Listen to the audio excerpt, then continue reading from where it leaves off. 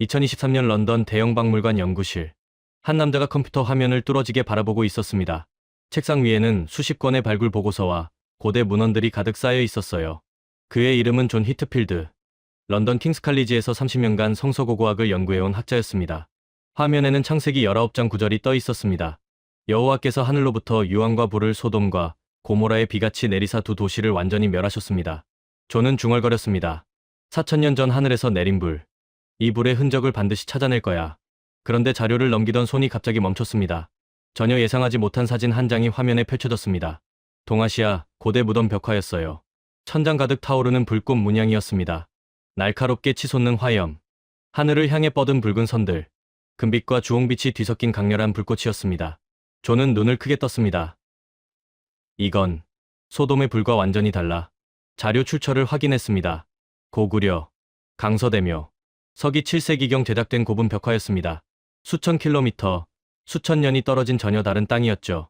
그런데 이 불꽃이 담고 있는 무언가가 존이 30년간 연구해온 상징 구조와 너무나 기묘하게 맞닿아 있었습니다. 심장이 빠르게 뛰기 시작했습니다. 소돔의 불은 심판이었습니다. 그런데 이 동방의 불꽃은 무언가를 지키고 있는 것처럼 보였습니다. 존은 화면을 당겨 더 자세히 들여다봤습니다. 왜 이 민족은 무덤에 불을 그렸을까? 단순한 장식일까? 아니면 더 깊은 의미가 있을까? 며칠 후 존은 더 많은 자료를 찾아봤습니다. 강서대묘뿐만 아니었습니다. 무용총, 각저총, 덕흥리 고분. 고구려의 수많은 무덤 속에 불꽃 문양이 반복적으로 등장하고 있었습니다. 죽은 자의 공간에 새겨진 불꽃이었습니다. 영혼을 감싸듯 천장을 뒤덮고 있었습니다. 존은 노트에 적었습니다. 소돔의 불은 끝이었다. 그런데 이 불꽃은 시작처럼 보인다. 과연 4000년 전 하늘에서 내린 불과 동방 고구려의 불꽃은 어떤 연결고리를 가지고 있을까요? 파괴의 불이 어떻게 수호의 불로 바뀌었을까요? 그리고 이 두 불꽃이 세계학계에 던진 충격적인 질문은 무엇이었을까요? 하늘의 불을 둘러싼 4000년의 비밀이 지금 밝혀집니다. 본격적인 이야기를 시작하기 전에 구독과 좋아요 한 번씩 부탁드립니다. 이 영상을 어디서 보고 계신지 댓글로 남겨주세요. 안녕하세요. 저는 존 히트필드입니다. 런던 킹스 칼리지에서 30년간 성서고고학을 연구해온 학자입니다. 고대 중동 지역의 발굴 기록과 성경의 연관성을 추적하는 것이 제 평생의 전문 분야였죠. 2023년 가을이었습니다.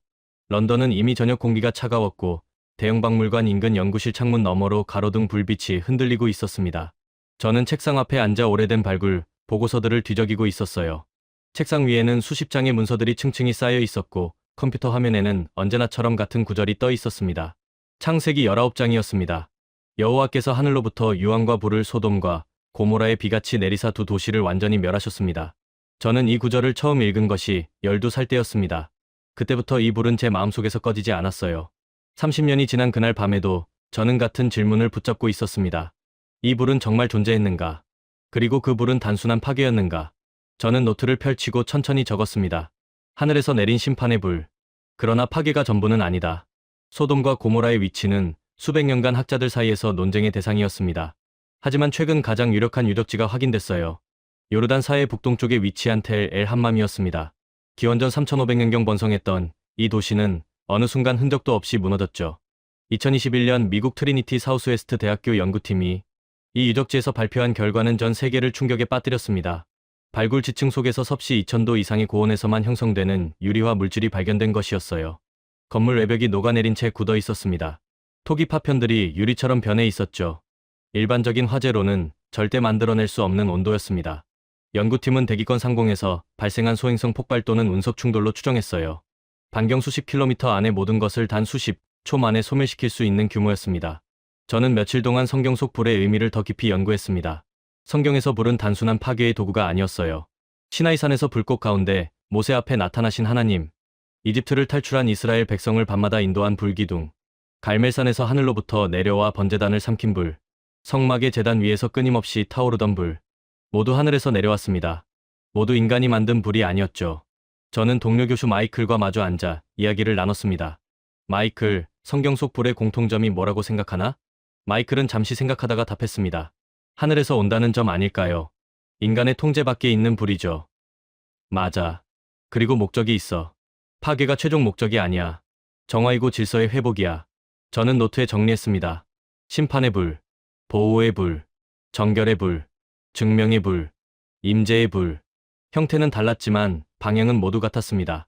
위에서 아래로, 하늘에서 땅으로, 그리고 언제나 변화를 동반했죠. 며칠 후 저는 비교 상징학 자료들을 함께 검토하기 시작했습니다. 바빌론, 아시리아, 이집트의 고대 기록들에도 하늘에서 내리는 불에 대한 언급이 있었어요. 고대 근동 전체를 관통하는 공통된 개념이었습니다. 신의 권능은 불로 표현됐습니다. 하늘의 불 앞에서 인간은 멈출 수밖에 없었죠. 동료 연구원 사라가 연구실로 들어왔습니다. 저는 화면을 돌려 보여줬습니다. 사라, 이것 좀 봐. 바빌론과 이집트 기록 모두 하늘의 불을 신의 권능으로 봤어. 성경만의 개념이 아니었던 거야. 사라가 자료를 훑어보다가 고개를 들었습니다. 그러면 고대 인류는 하늘의 불을 보편적으로 신성하게 여겼다는 거네요. 그래. 그런데 성경의 불이 특별한 건 목적이 가장 명확하다는 점이야. 단순한 공포의 대상이 아니라 정화와 회복을 위한 도구라는 거지. 저는 노트를 덮으며 확신했습니다. 하늘에서 내린 불은 파괴가 끝이 아니었습니다. 그것은 언제나 무언가를 향한 시작이었습니다. 그리고 그 시작이 동방의 어느 무덤 속에서도 타오르고 있었다는 사실이 저를 다음 연구로 이끌고 있었습니다. 강서대묘 벽화 사진을 처음 마주한 날 밤, 저는 잠을 이루지 못했습니다. 화면 속 불꽃이 눈꺼풀 뒤에서 계속 타오르고 있었습니다. 날카롭게 치솟는 화염, 하늘을 향해 힘차게 뻗은 붉은 선들. 그 형태가 머릿속을 떠나지 않았죠. 다음 날 아침 일찍 연구실로 나왔습니다. 커피 한 잔을 손에 쥔 채 컴퓨터 앞에 앉았어요. 고구려 벽화에 관한 자료들을 하나씩 불러오기 시작했습니다. 강서대묘, 무용총, 각저총, 덕흥리 고분, 안악 삼호분. 화면을 채운 벽화 사진들을 하나씩 천천히 살펴봤습니다. 놀라운 사실이 눈앞에 펼쳐지기 시작했습니다. 불꽃 문양이 단순히 한두 곳에만 등장하는 것이 아니었어요. 고구려의 수많은 고분 벽화 속에서 불꽃은 반복적으로, 그것도 매우 일관된 형태로 그려지고 있었습니다. 특히 무덤 천장 중앙부를 중심으로 사방을 감싸듯 배치된 불꽃 문양들은 단순한 장식이라고 보기에는 너무나 정교했습니다. 마치 누군가를 지키고 있는 것처럼 보였죠. 저는 강서대묘 벽화를 더 집중적으로 들여다봤습니다. 강서대묘는 평안남도 강서군에 위치한 고구려 후기의 대표적인 고분이었습니다. 7세기경 제작된 것으로 추정되는 이 무덤의 벽화는 동아시아 고분 미술 가운데서도 최고 수준으로 평가받고 있었어요. 사신도, 즉 청룡, 백호, 주작 현무가 사방 벽면을 가득 채우고 있었습니다. 그리고 천장에는 불꽃과 연꽃, 비천상이 어우러져 있었습니다. 저는 화면을 최대한 확대했습니다. 불꽃의 형태가 더욱 선명하게 드러났습니다. 단순히 타오르는 불의 모습이 아니었어요. 불꽃의 끝이 날카롭게 말려 올라가며 하늘을 향해 뻗어 있었습니다. 마치 살아있는 것처럼 움직임이 느껴지는 형태였죠. 금빛 테두리 안에 붉은 심지가 박혀 있었고 그 주변을 주황빛 화염이 감싸고 있었습니다. 저는 중얼거렸습니다. 이건 불이 아니야. 이건 의지야. 며칠 동안 고구려 역사 자료들을 집중적으로 파고들었습니다. 고구려는 기원전 37년에 건국되어 서기 668년 멸망할 때까지 705년간 존속한 강대국이었습니다. 최대 영토는 만주와 한반도, 북부를 아우르는 광활한 땅이었어요. 수나라와 당나라의 대규모 침략을 수차례 막아낸 동아시아 최강의 군사 국가이기도 했습니다. 저는 노트에 적었습니다. 이 민족은 강했다. 그리고 그 강함이 벽화 속에 새겨져 있다. 고구려 벽화 전문가인 도쿄 대학의 야마모토 교수와 이메일을 주고받기 시작했습니다. 야마모토 교수는 30년간 동아시아 고분 벽화를 연구해온 권위자였습니다. 저는 물었습니다. 야마모토 교수님, 고구려 벽화 속 불꽃 문양의 의미를 어떻게 해석하십니까? 며칠 후 답장이 왔습니다. 히트필드 박사님, 고구려 벽화의 불꽃은 단순한 장식이 아닙니다. 죽은 자의 영혼을 보호하고 사후 세계로 인도하는 수호의 상징으로 해석됩니다. 특히 천장에 배치된 불꽃은 하늘과 연결된 통로를 의미한다는 견해가 유력합니다. 저는 그 문장을 3번 읽었습니다. 하늘과 연결된 통로. 가슴 속에서 무언가가 강하게 울렸습니다. 소돔의 불도 하늘에서 땅으로 내려온 것이었습니다. 고구려의 불꽃은 땅에서 하늘로 향하고 있었습니다. 방향은 달랐지만 두 불은 모두 하늘과 땅을 연결하고 있었습니다. 저는 자리에서 일어나 연구실 창문 앞에 섰습니다. 런던의 하늘은 흐렸지만 저는 그 흐린 하늘 너머를 바라봤습니다. 같은 하늘이다. 수천 킬로미터 떨어진 두 문명이 같은 하늘을 바라보며 불꽃 안에 저마다의 진실을 새겨 넣었습니다. 소돔은 하늘의 심판을 받았고 고구려는 하늘을 향해 영혼을 올려보냈습니다. 저는 노트에 2줄을 적었습니다. 소돔의 불, 하늘에서 땅으로.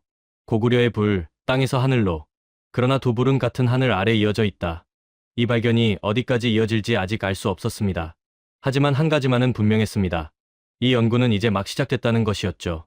고구려 벽화 속 불꽃의 방향을 확인한 날 이후 저는 연구의 축을 완전히 바꿨습니다. 소돔의 불을 추적하던 시선이 이제는 동방을 향하고 있었습니다. 하늘에서 내려온 불과 하늘로 올라가는 불. 이 두 불꽃 사이에는 분명히 무언가가 있었습니다. 저는 다시 성경으로 돌아갔습니다. 성경 속에서 불은 심판의 도구만이 아니었습니다. 출애굽기 13장을 펼쳤습니다. 이스라엘 백성이 이집트를 탈출한 직후였습니다. 광야는 낮에는 뜨거운 태양이 자결하고 밤에는 칠흑 같은 어둠이 내려앉는 곳이었습니다. 수백만 명의 사람들이 방향도 목적지도 모른 채 그 광야를 걷고 있었습니다. 그때 불기둥이 나타났습니다. 낮에는 구름 기둥으로 밤에는 불기둥으로 이스라엘 백성 앞에서 행하셨습니다. 저는 이 구절을 오래 바라봤습니다. 소돔을 멸한 불과 광야를 밝힌 불. 같은 하늘에서 내려온 불이었지만 그 역할은 정반대였습니다. 하나는 파괴였고 하나는 보호였죠. 하나는 끝이었고 하나는 길이었습니다. 저는 노트에 적었습니다. 불의 본질은 파괴가 아니다. 불의 본질은 목적이다. 며칠 후 저는 고구려 벽화 속 불꽃이 배치된 위치를 더 세밀하게 분석하기 시작했습니다. 강서대묘 천장 구조를 도식화한 자료를 펼쳤습니다. 천장 중앙에는 연꽃이 피어 있었고 그 주변을 불꽃 문양들이 사방에서 감싸고 있었습니다.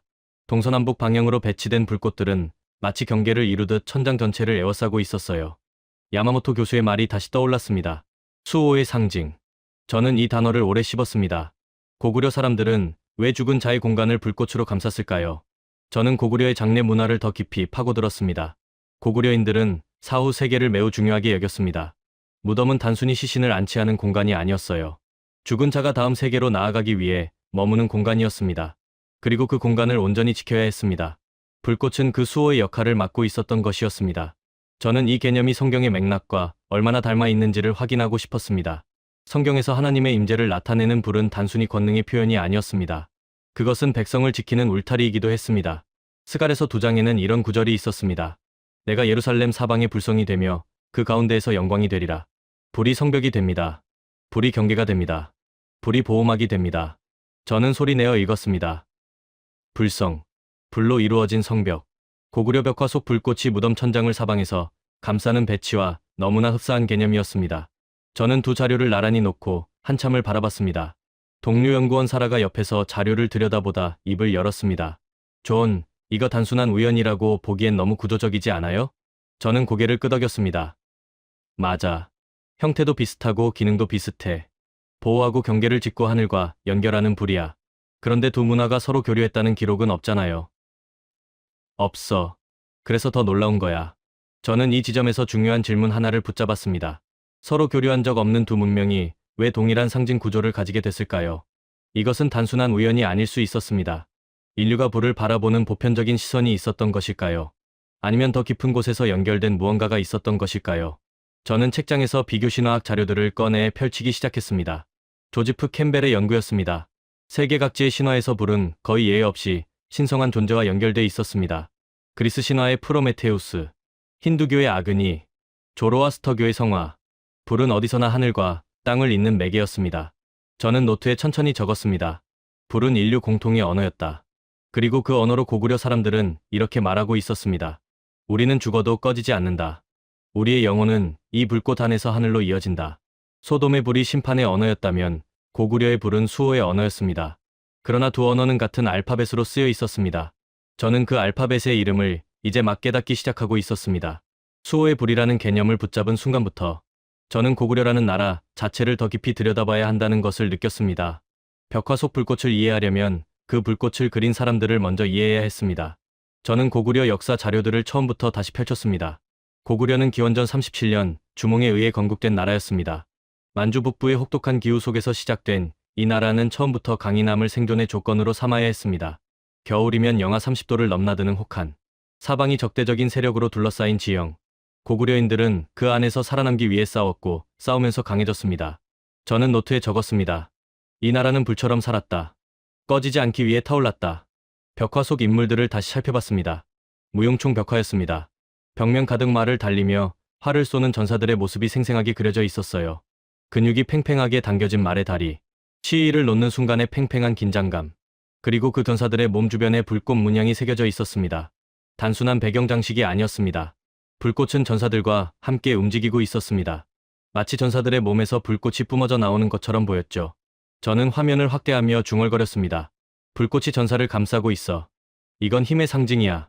고구려의 전쟁 역사를 들여다봤습니다. 고구려가 겪어낸 전쟁의 규모는 상상을 초월했습니다. 612년 수나라 양제는 113만 명이라는 사상 최대의 병력을 이끌고 고구려를 침략했습니다.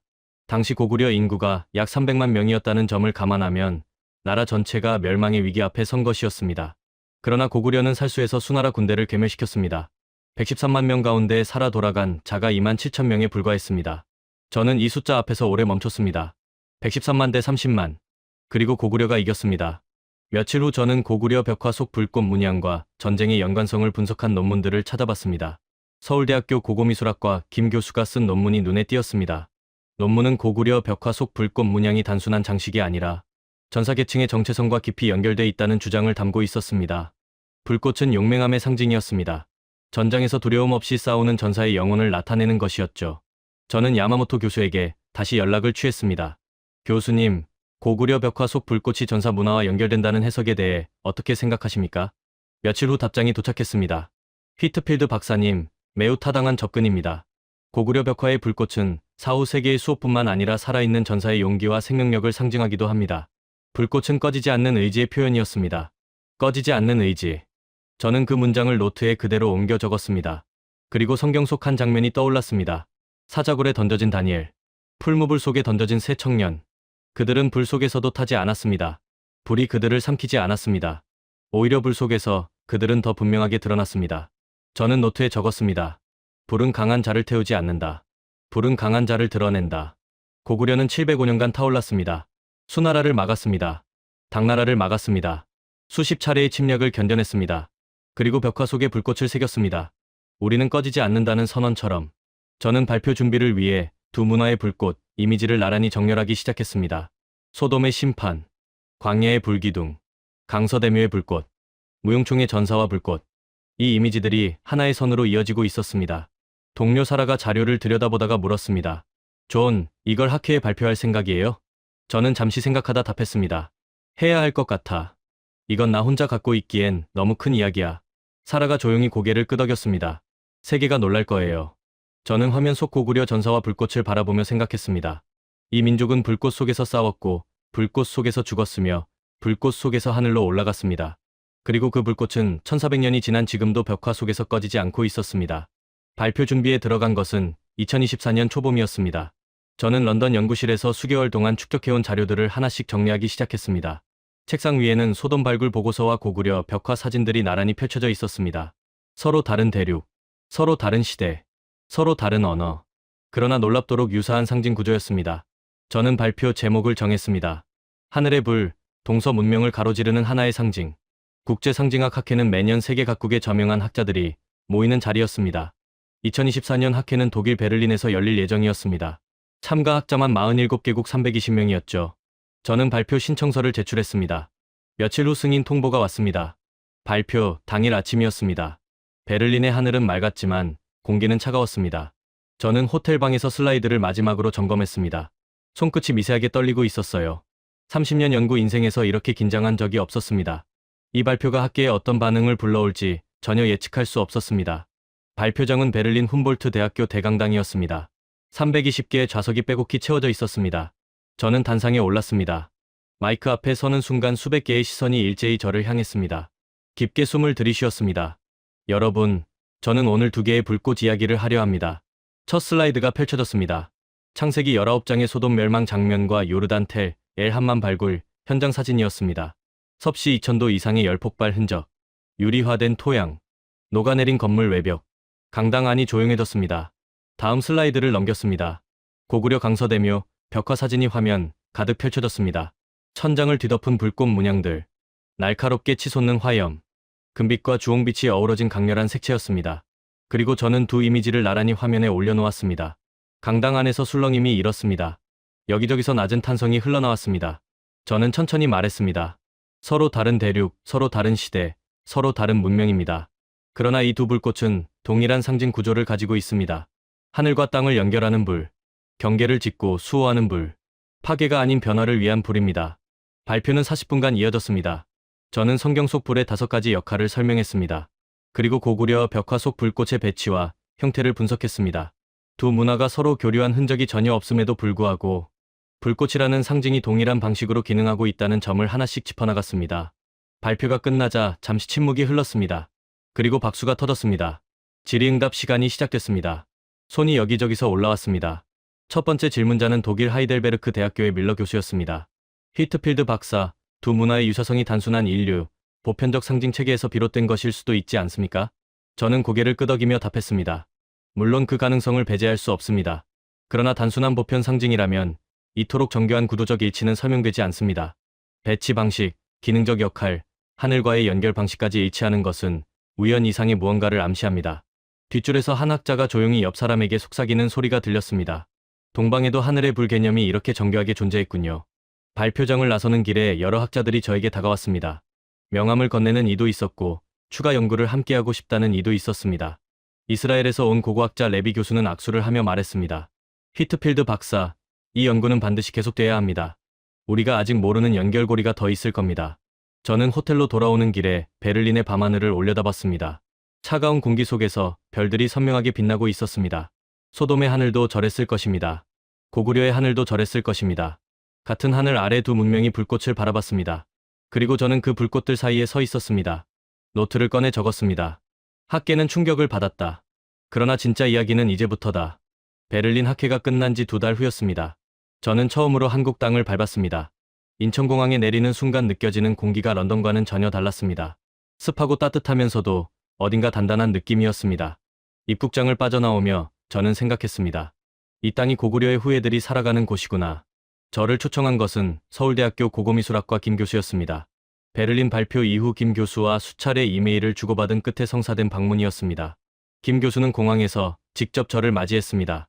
악수를 나누며 김 교수가 말했습니다. 히트필드 박사님, 환영합니다. 박사님의 발표를 읽고 꼭 만나 뵙고 싶었습니다. 저는 답했습니다. 감사합니다. 이 땅을 직접 밟아보고 싶었습니다. 서울은 예상보다 훨씬 역동적인 도시였습니다. 고층 빌딩들이 하늘을 찌르고 있었고 거리는 사람들로 가득했습니다. 그런데 그 현대적인 풍경 사이사이에 오래된 것들이 자연스럽게 섞여 있었습니다. 경복궁의 기와 지붕이 유리 빌딩 사이에서 당당하게 자리를 지키고 있었어요. 저는 차창 밖을 바라보며 조용히 중얼거렸습니다. 옛것과 새것이 함께 살아있구나. 김 교수가 차를 몰며 설명했습니다.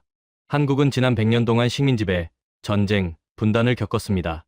그 과정에서 모든 것을 잃을 뻔했죠. 그러나 지금 이렇게 서 있습니다. 저는 그 말을 듣는 순간 가슴속에서 무언가가 뜨거워지는 것을 느꼈습니다. 분단과 전쟁과 위기. 그러나 무너지지 않은 나라. 고구려가 수나라와 당나라의 침략을 막아낸 것처럼 이 민족은 역사의 거센 파도 속에서도 꺼지지 않았습니다. 다음 날 저는 국립중앙박물관을 찾았습니다. 고구려 유물전시관 앞에 섰을 때 저도 모르게 발걸음이 느려졌습니다. 전시 케이스 안에 놓인 유물들을 하나씩 천천히 살펴봤습니다. 금동 장신구, 철제 무기, 그리고 벽화 모사도. 화면과 사진으로만 보던 것들이 눈앞에 실제하고 있었습니다. 벽화 모사도 앞에서 저는 한참을 움직이지 못했습니다. 불꽃이 거기 있었습니다. 1400년 전 누군가가 무덤 천장에 새긴 그 불꽃이 지금 이 순간에도 타오르고 있었습니다. 빛바랜 색채였지만 꺼지지 않은 불꽃이었습니다. 저는 노트를 꺼내 적었습니다. 이 불꽃은 1400년 동안 꺼지지 않았다. 김 교수가 옆에서 조용히 말했습니다. 고구려가 멸망한 지 1400년이 지났지만 우리는 아직 고구려를 기억합니다. 벽화 속 불꽃처럼요. 저는 고개를 들어 김 교수를 바라봤습니다. 그게 바로 불의 힘입니다. 파괴할 수 없는 것들이 있습니다. 기억, 정신, 그리고 그것을 담은 상징들. 며칠 후 저는 판문점 근처까지 이동했습니다. 김 교수의 안내로 도라산 전망대에 올랐습니다. 망원경 너머로 북쪽 땅이 보였습니다. 잿빛 하늘 아래 펼쳐진 풍경이었습니다. 고구려의 주요 영토였던 그 땅이 지금은 철조망 너머에 가로막혀 있었습니다. 저는 오래 그 풍경을 바라봤습니다. 분단된 땅. 그러나 분단되지 않은 기억. 고구려의 불꽃은 저 철조망 너머에도 새겨져 있을 것이었습니다. 어떤 경계도 상징을 막을 수는 없었습니다. 서울로 돌아오는 차 안에서 저는 김 교수에게 물었습니다. 교수님, 한국 사람들에게 고구려는 어떤 의미입니까? 김 교수는 잠시 창밖을 바라보다 답했습니다. 자랑스러움입니다. 그리고 아픔이기도 하죠. 강했지만 사라진 나라니까요. 그러나 사라진 게 아닐 수도 있습니다. 우리 안에 아직 타오르고 있으니까요. 저는 그 말을 노트에 그대로 옮겨 적었습니다. 한국을 떠나는 날 아침이었습니다. 인천공항 출국장에서 저는 마지막으로 창밖을 바라봤습니다. 이른 아침 하늘이 붉게 물들어 있었습니다. 그 붉은 빛이 고구려 벽화 속 불꽃의 색과 너무나 닮아 있었습니다. 저는 조용히 중얼거렸습니다. 불은 파괴가 아니라 단련이었다.